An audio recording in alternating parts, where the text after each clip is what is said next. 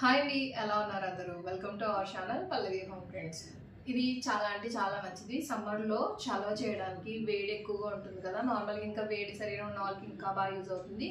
Body dehydrate అయిపోతుంది కదా బయటకి ఎక్కడికైనా వెళ్తే, అలాంటప్పుడు డీహైడ్రేట్ అయిపోకుండా కూడా ఇది కాపాడుతుంది. మామూలుగా మనం ఇంట్లో తాగొచ్చు, మార్నింగే బ్రేక్ఫాస్ట్ లాగా తాగొచ్చు, తర్వాత ఎప్పుడైనా తాగొచ్చు. ఇప్పుడు మధ్యాహ్నము చాలా ఎండగా ఉంది, మేము బయటకు వెళ్ళి వచ్చామన్నమాట, అందుకని నేను తాగుతున్నాను. దీంట్లో మెయిన్ ఏంటంటే రాగుల్ని స్ప్రౌట్స్ లాగా చేసి దాంట్లో ఒక సీక్రెట్ ఇంగ్రీడియంట్ అయితే కలిపి నేను పొడిలాగా చేసుకున్నాను. మన సబ్స్క్రైబర్స్లోనే కొంతమంది అడిగారు, స్ప్రౌటెడ్ రాగి పౌడర్ మీరు ఎలా తయారు చేస్తారో వీడియో చేయండి అని. నేను చేసుకున్నప్పుడు ఖచ్చితంగా చేస్తానని చెప్పాను. చాలా తక్కువ క్వాంటిటీలోనే, అంటే ప్రాపర్గా వీడియో తీయాలంటే కొంచెం తక్కువ క్వాంటిటీ చేశానమాట. ఇప్పుడు మళ్ళీ నేను ఎక్కువ చేసుకుంటాను, ఇంకా సమ్మర్ కాబట్టి. స్ప్రౌట్స్ చేసినప్పుడు కూడా అవి ఏమవుతాయంటే వాసన వస్తాయి కదా, ఇలా చేయండి, అస్సలు వాసన అయితే రాదు. ఒకసారి పొడి చేసి పెట్టుకుంటే కనుక మనం సింపుల్గా జావ చేసుకోవచ్చు, దీంతో రోటీ కూడా చేసుకోవచ్చు, మాల్ట్ పాలలో కలిపి కూడా మనం చేసుకోవచ్చు. అది అంటే టేస్ట్ ఎవరికి ఇష్టం ఎలా ఉంటుందో అలా అన్నమాట. ఫస్ట్ జావ ప్రిపేర్ చేసుకుందాము ఎలా చేసుకోవాలో. ఇదైతే చాలా అంటే చాలా మంచిది, ముఖ్యంగా అందరికీ మంచిది, ఆడవాళ్ళకి. దీంట్లో ఎందుకంటే కాల్షియం చాలా ఎక్కువ ఉంటుంది. ఇక్కడ నేను 2 గ్లాసెస్కి పెడుతున్నాను అనమాట, అంటే 2 గ్లాసులు వాటర్ తీసుకుంటున్నాను, ఈ గ్లాస్ తీసుకుంటున్నాను. ఈ జావని మనం మార్నింగే తీసుకోవాలి అని ఏం లేదు, ఎప్పుడైనా సరే తీసుకోవచ్చు. సమ్మర్ అనేసరికి బాగా దాహం వేసేస్తుంది, డిహైడ్రేట్ అయిపోతూ ఉంటాం కాబట్టి ఎప్పుడు ఏ టైంలో అయినా తీసుకోవచ్చు. మజ్జిగ వేసి తీసుకోవచ్చు, లేదంటే నార్మల్గా తీసుకోవచ్చు.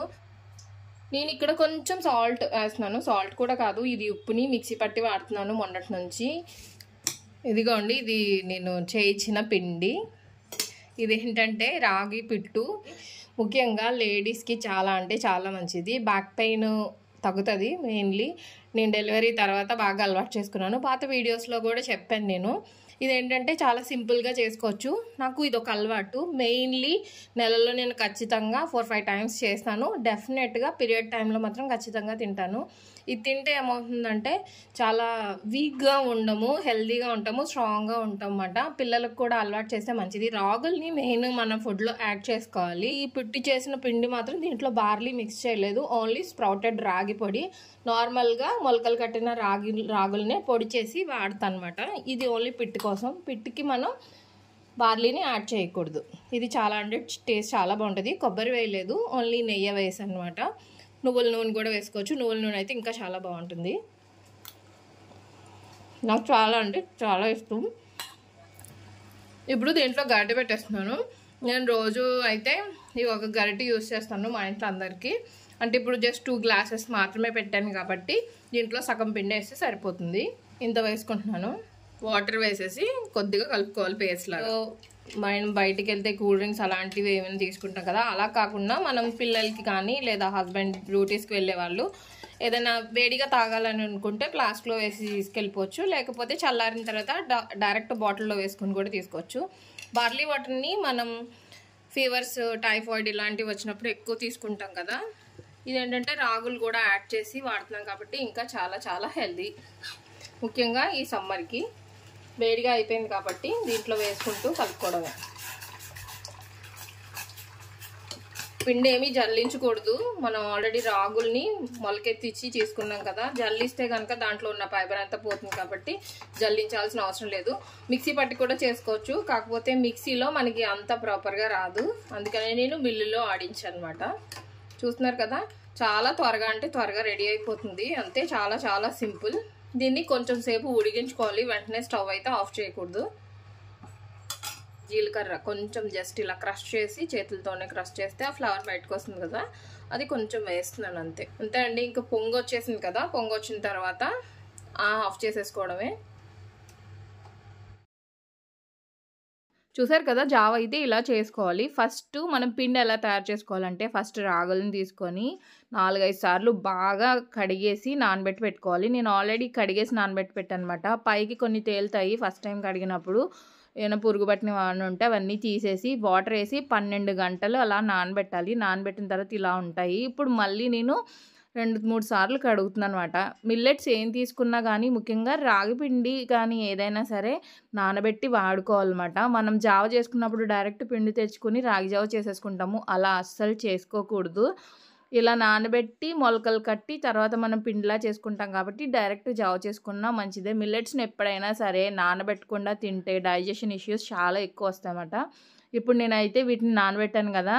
12 గంటలు నానబెట్టిన తర్వాత మళ్ళీ 2, 3 సార్లు కడిగేసి ఇలా మనం పిల్లో కవర్స్‌లో వేసుకుంటే నీళ్ళు త్వరగా వాడిపోతాయి. మూట కూడా ఈజీగా కట్టుకోవచ్చమాట. ఇది సింపుల్ టిప్పు.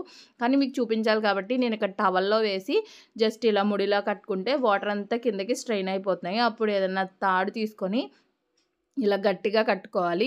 మూటలాగా కట్టుకొని ఇలా పెట్టేసి దీనిపైన కవర్ అయ్యేలాగా ఏదైనా బోర్లించుకోవాలన్నమాట. నేను ఇక్కడ ఈ బౌల్ పెట్టేస్తున్నాను.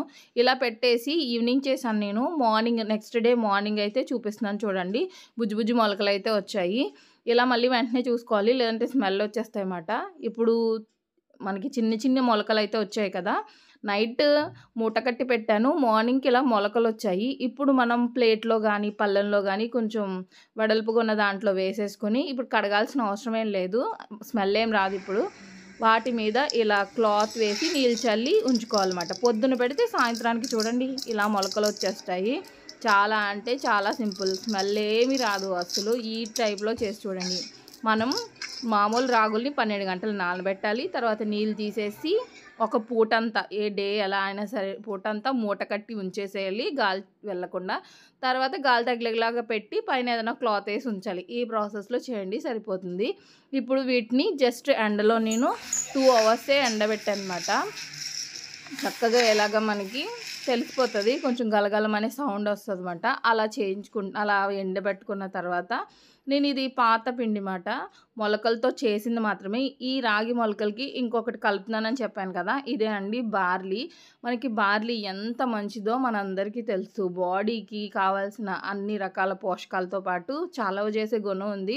మనకి ఇప్పుడు ఎక్కువగా బ్లడ్‌లో గానీ, యూరిన్ ఇన్ఫెక్షన్స్ గానీ, లేదా రకరకాల fevers, viral fevers, dengue, typhoid లాంటివి వచ్చినప్పుడు బార్లీ వాటర్ ఎక్కువగా ఇస్తూ ఉంటాం కదా! అంత మంచిది. బార్లీని కూడా ఈ గింజల్లోకి వేసేసి కలిపేసిన తర్వాత మిల్లుకిచ్చి ఆడించనమాట. మామూలుగా మిక్సీ అయినా పట్టుకోవచ్చు కానీ మనకి ఇంత బాగా అయితే పిండి రాదు. మనకి పిండి అయితే రెడీ అయిపోయింది. దీంతో జావ చేసుకొని తాగితే చెప్పాను చాలా అంటే చాలా బలమండి. కాకపోతే వేడిగా ఉన్నప్పుడు కన్సిస్టెన్సీ బాగుంటుంది. చల్లగా అయ్యే కొద్దీ ఏమవుతుందంటే రాగి పిండి కిందకొచ్చి పైకి తేటలాగా మనకి బార్లీ వేసాం కాబట్టి తేటలాగా తేలుతుంది. కొంచెం వేడిగా ఉన్నప్పుడు ప్రిపేర్ చేసి తాగడానికి బాగుంటుందన్నమాట. నేనైతే చల్లగా ఉన్నా కూడా తాగుతాను. అలవాటయిపోయింది కాబట్టి. మీరు కూడా ఖచ్చితంగా ఈ సమ్మర్‌లో ట్రై చేయండి. వీడియో ఎలా అనిపించిందో కామెంట్ చేయండి. నచ్చితే లైక్ చేయండి, షేర్ చేయండి, సబ్స్క్రైబ్ చేయండి. సమ్మర్ కాబట్టి మన హెల్త్‌ని చాలా కేర్‌గా చూసుకోవాలి. ఎందుకంటే బాడీ అస్సలు డిహైడ్రేట్ అవ్వకూడదు. ముఖ్యంగా పిల్లలకి.